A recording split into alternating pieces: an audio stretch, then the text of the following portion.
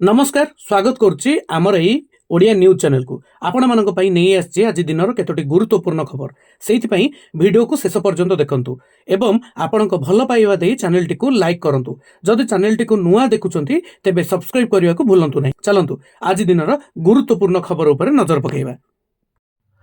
अभिजीत मजुदार बाबद बड़ सूचना देले अभिनेता श्रीतम दास।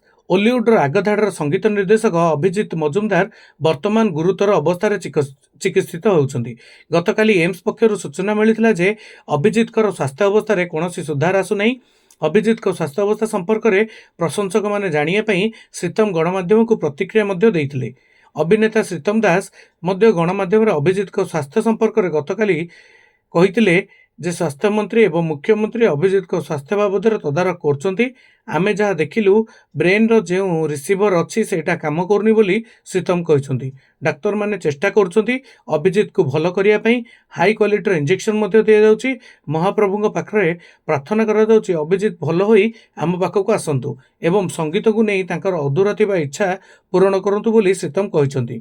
महाप्रभु पाखे आमे सीधा सड़क डाक्तर काउनसिलिंग रे बसलु जो जो सब समस्या थिला से सब धीरे धीरे रिकवरी हो गलानी। तांको लिवर रो टिके समस्या थिला बेसी समस्या नथिला बोली श्रीतम कहते। जड़े पड़िकी रहिले फुसफुस प्रभावित होता है से समस्या मध्य क्लियर हो जाइछि बोली श्रीतम कहते। अभिजीत समस्त समस्या अंडर कंट्रोल रही से आमको खबर देइछंती।